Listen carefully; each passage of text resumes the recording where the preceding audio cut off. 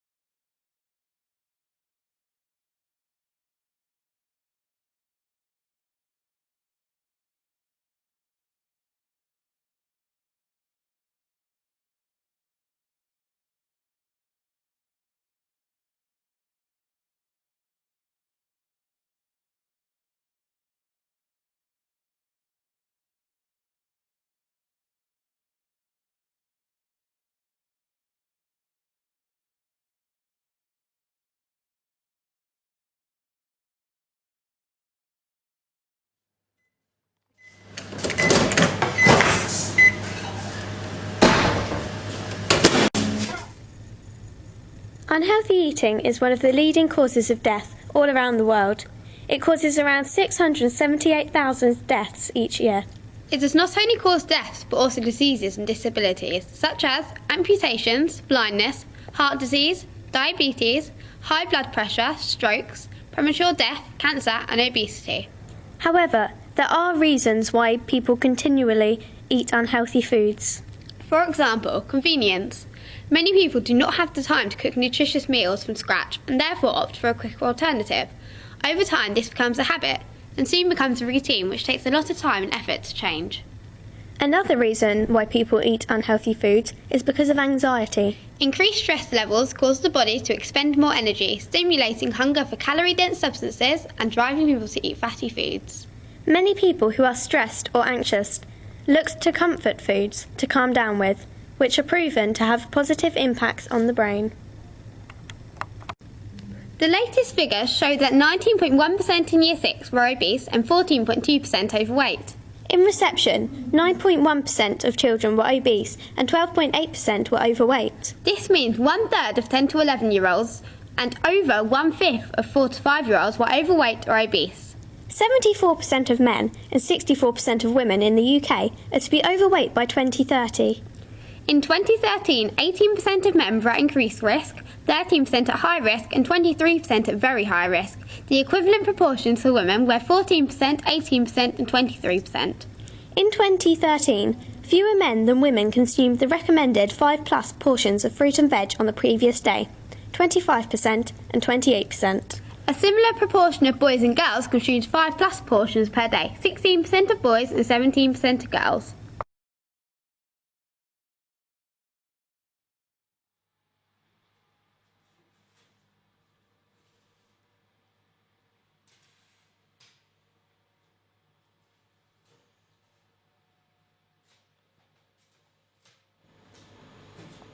Here are our cookies, now to test them on the school. I'm reporting from ALNS. This is our canteen. We're about to tell you the results for our cookie experiment. The result of this test was that out of 50 people, 80% said that they preferred the unhealthy option when not told which was which. So why did most people choose the sugary cookie? The answer is simple. Sugar is addictive, and many people opt for a sugary taste and an energy boost. However, 80% of the people who chose the unhealthy cookies said that they would happily eat the healthier cookies if they knew they were best for them. So would I. If you are one of these people who are constantly snacking on sugary food and drink, try substituting a chocolate bar for a handful of raisins and see how much better you'll feel. I really fancy a chocolate bar.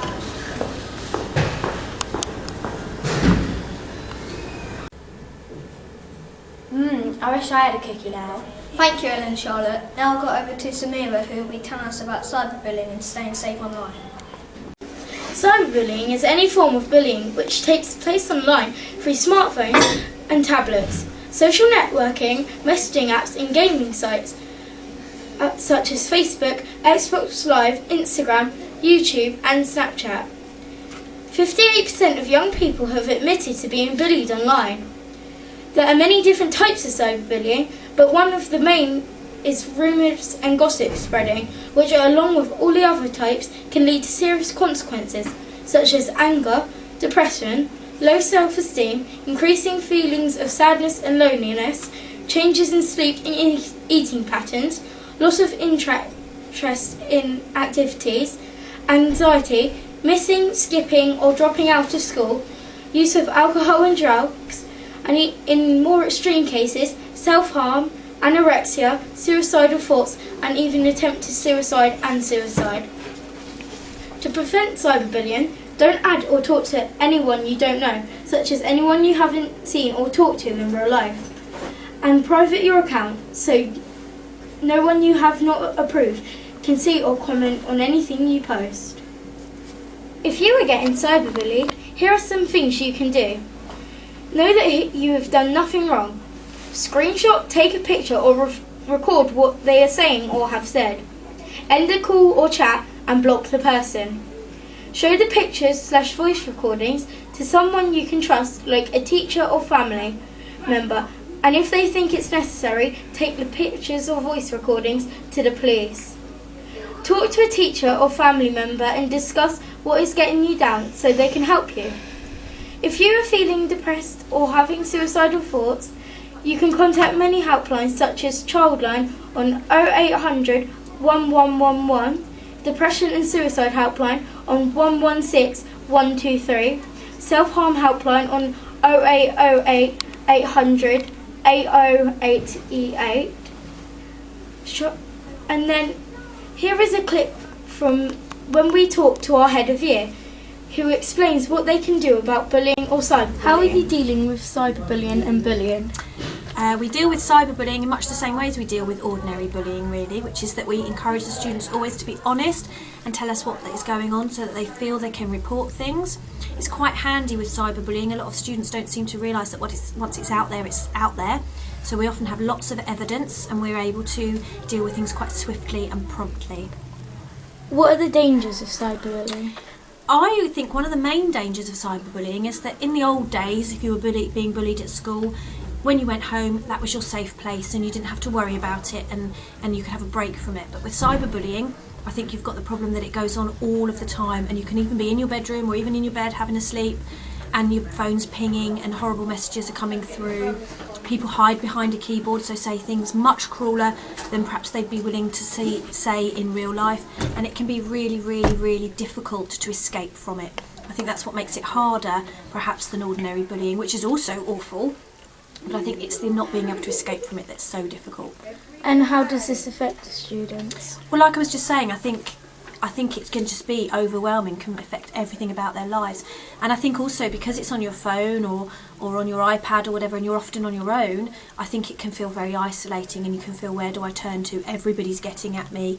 And I think also the students who are doing it need a lot of education as well. They need to learn that actually, once it's out there, it's out there. You know, they're making themselves a footprint in the ether, in the internet, that doesn't make them look a very good person. And once it's done, it's done. Okay, thank you. It's all right. Now over to Etta for news about the RRSA and what exactly it is about. We are here to talk to you about the RRSA, which stands for Rights Respecting School Awards. As you know, there are many articles that stand out for the rights of children, such as Article 19, everyone has the right to freedom of opinion and expression, and Article 23, everyone has the right to an education. As it shows in the articles, there are many rights, Let your voice be spoken and you have the right to do anything. Since last week, it has been Fairtrade fortnight, and Admiral Lord Nelson School have been doing their best to show appreciation for those who do so much for us and for such little pay. To promote Fairtrade fortnight, we are holding events such as performances at our second break.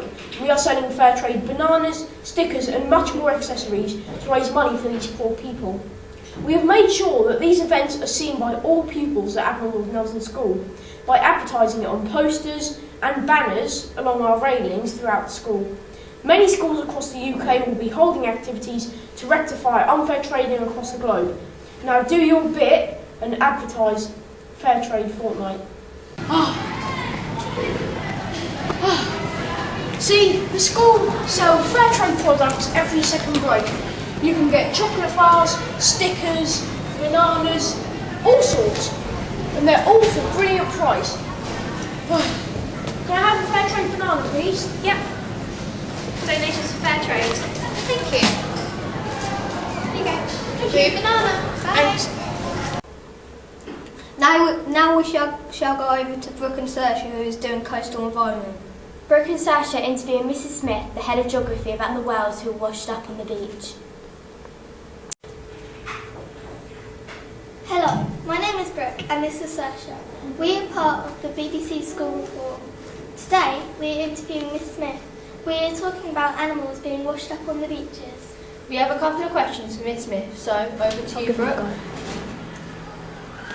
How do you think washed up animals affects our environment? Well, it affects the environment in lots of ways. Obviously, it doesn't look very nice for a start. It's going to be decimating certain species. If the animals being washed up are then going to die, it might then contribute to food chains of other animals coming along and start eating those animals. So it has a really big impact on our environment. Do you think it is safe? You mean the animals being washed up on the beach being safe? Oh, absolutely not. I mean, the longer they're left there, the more they're going to rot and decompose, and then that's obviously going to be very smelly. It could cause problems for local people. With the sperm whales that are washed up on the coast not long ago, lots of people go down to see them as a tourist attraction, but obviously they might catch something from them, other animals might pick up diseases and things like that, so no, it's definitely not safe. How can we help the environment? Do you mean just in general help the environment? Yeah, or? like if you go out to sea on a boat, if there's oil on the legs. Oh, okay. I mean, first of all, I think the big thing is educating people so people understand the risks, so that if actually people understand what oil does to the environment, for example, or if what pollution can do, what the washed up whales or whatever else might do, that's going to be, being aware of that's going to be really, really crucial. And anything we can do to limit global warming, so not burning as many fossil fuels, maybe using public transport instead of driving a car, recycling more, anything like that, just small changes that will make a massive difference. What could people do to stop this from happening? To stop the whales being washed up? I mean, a lot of it is all to do with global warming. The reason the whales are so close to the shore is because the global water temperature is rising, and therefore the whales are swimming away from their usual habitats and coming closer to land. So we need to limit global warming, so we need to stop burning so many fossil fuels, we need to cut back on our pollution, and the sooner we do that, hopefully the less effects there will be from climate change. Do you think this happens around the globe or only in our country? It happens everywhere, it must do, yeah, because sadly so many countries are affected by global warming, so there's bound to be lots of whales washed up on beaches in various different places. There's going to be lots of other species that might be dying out because of global warming. They can't adapt quick enough as well. So it's not just a UK problem, it's definitely worldwide. So it's making everyone aware that it's something really important to us as well as all over the world, so people can see that significance of it.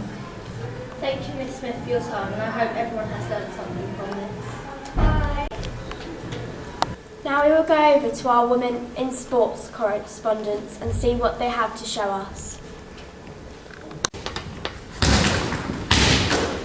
Hi. Today, me, Hannah and Jess are going to be reporting about female sports to the BBC School Report. Most schools around the UK are all for PE in the school curriculum, but they usually focus on the boys' students. Teachers of the subject, like Miss Cooper, believe that physical education impacts their child's school life, so why should it be different for girls? Schools come together and organise tournaments for students to give them educational experiences. During the school year, students take part in numerous tournaments for all types of sports. In our school, we try to take on every opportunity for our girl students. Recently, we have had netball tournaments as well as football, which our girls have succeeded in. We interviewed a teacher from Admiral Nelson School, Miss Cooper, and asked her about female sports in general, but also our school activities. Yeah. What's the latest news on girls' sports, e.g. netball, basketball, football at Admiral? There is loads and loads of stuff going on at Admiral. We've got our netball fixtures coming up, we've got football fixtures coming up, we've got basketball fixtures coming up. We've been really successful in the basketball. We've won the area tournament in Portsmouth, and we're just about to enter the netball leagues and the football leagues as well. Why do we need to exercise?